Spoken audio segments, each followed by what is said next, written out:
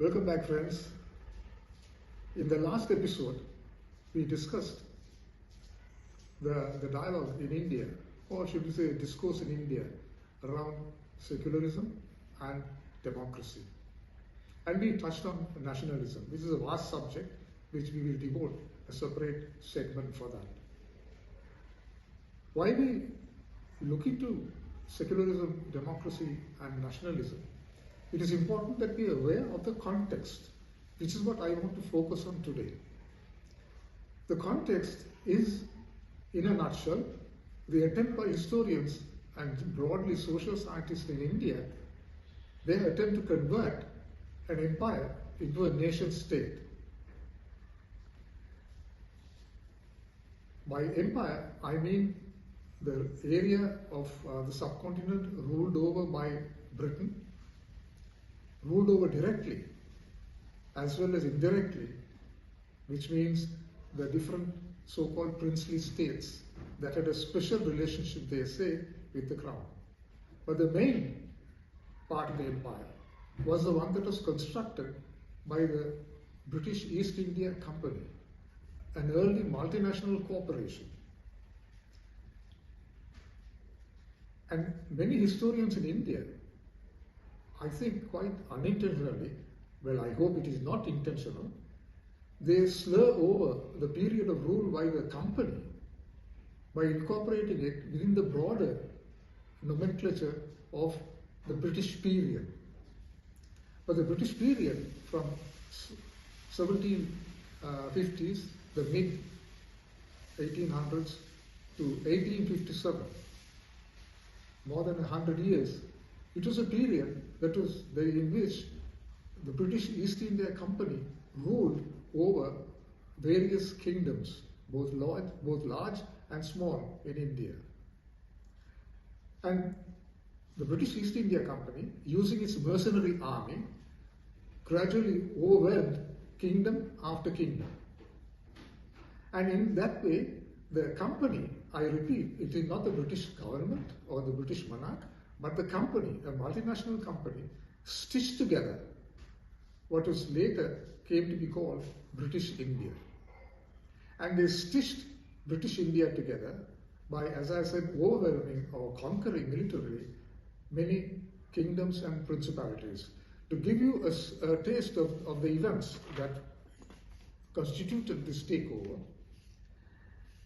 the East India Company fought the Carnatic Wars in 1746, the Bengal Wars in 1756, the Anglo-Mysore War in 1767, the Anglo-Maratha Wars in 1775, the Anglo-Sikh Wars in 1745, the Anglo-Nepalese War 1814, and Anglo-Burmese War in 1824.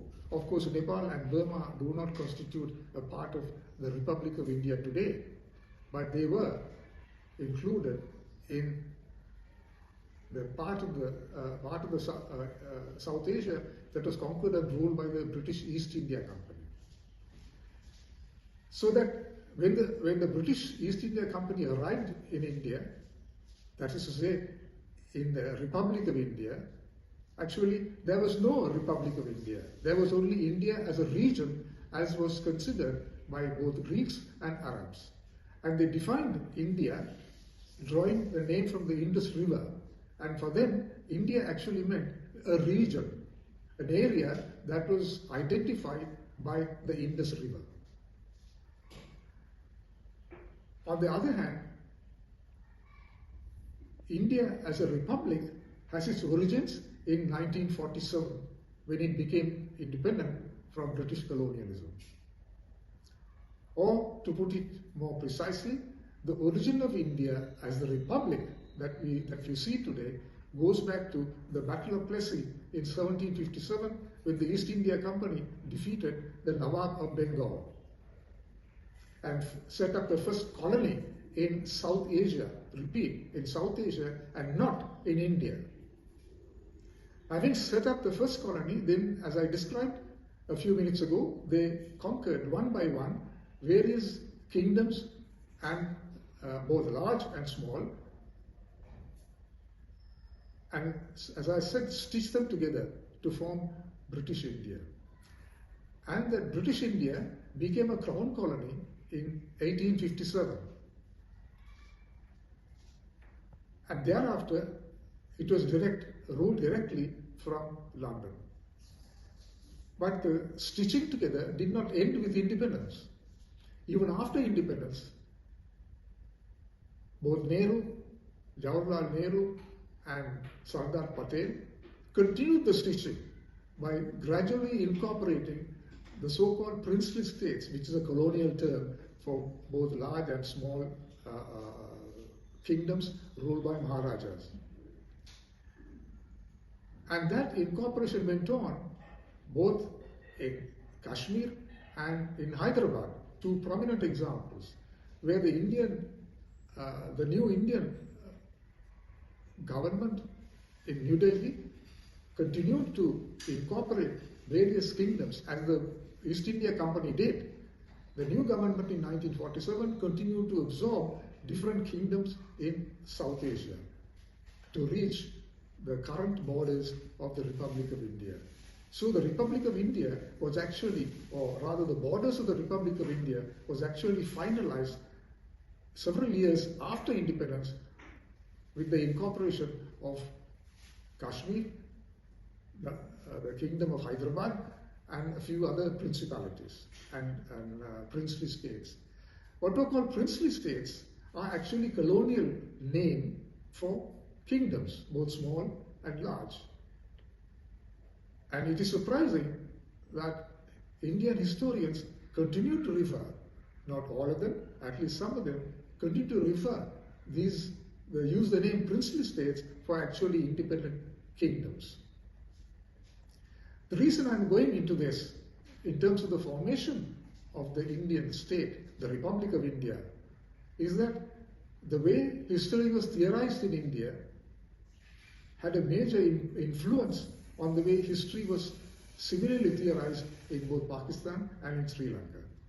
And therefore, in many ways, the problems and difficulties that both countries have with regard to the history, the writing of history, has a lot to do with the way the Indians had one, conceptualized history, and secondly, because it is the largest and most influential state in the region, therefore the other smaller countries, the intelligentsia in the smaller countries, tended to follow in the footsteps of the intelligentsia of India, that is to say, the Republic of India.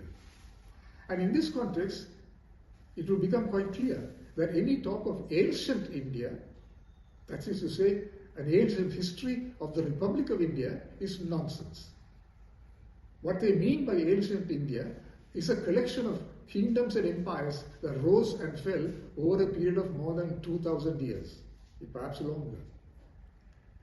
But what is happening is that because the Republic of India has the same name as the region called India, very often ancient Indian history is assumed to be the ancient history of the Republic of India.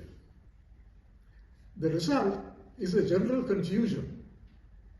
The claim that actually the history of India goes back, that is to say, the history of the Republic of India goes back several thousand years.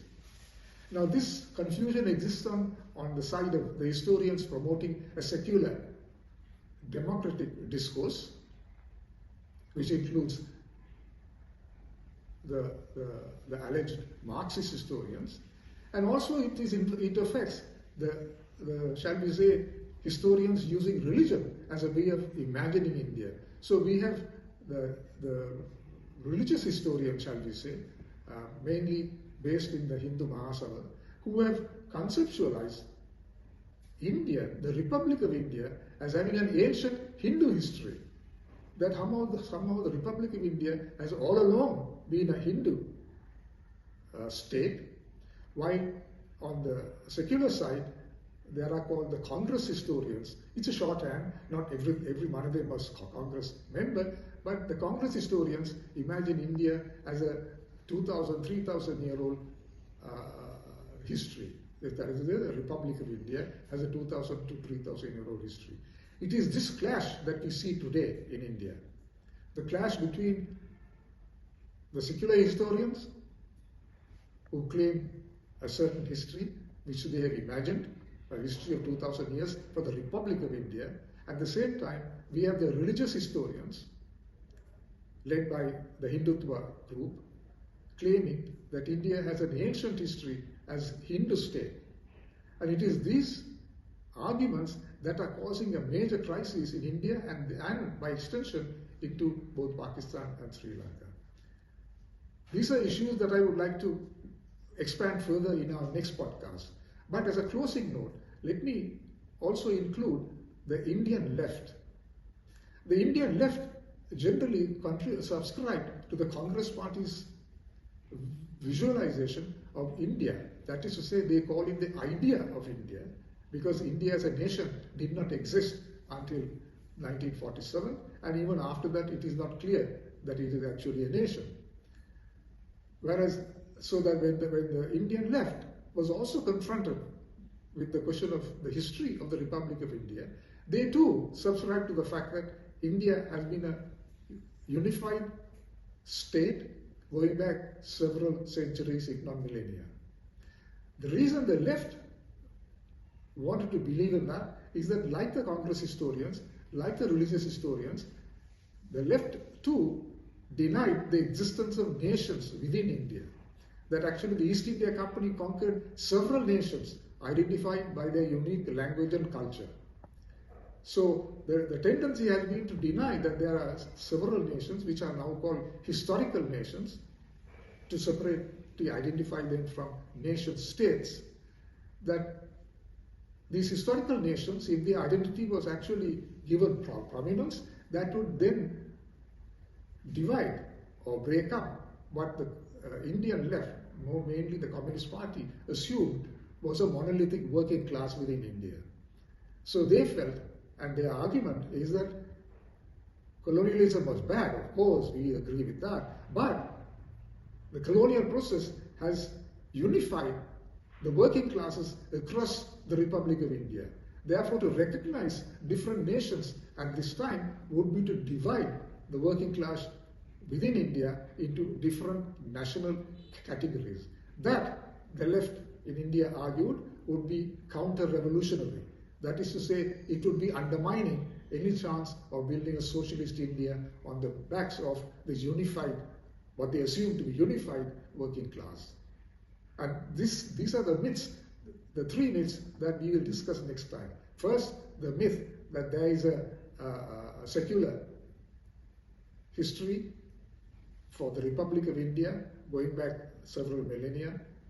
On the other hand, the myth that India has a religious past, a Hindu past, and that it has been a state, or shall we say, a proto-state for several centuries, which is what the Hindutva group claims.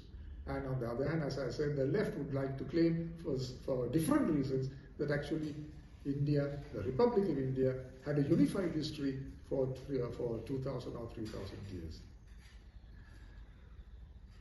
And so thank you very much for being here. Please subscribe and like this podcast. The next time we will dig deeper into the contradictions that are emerging in India on the question of a nation state. Thank you very much, and we'll see you next time. Goodbye.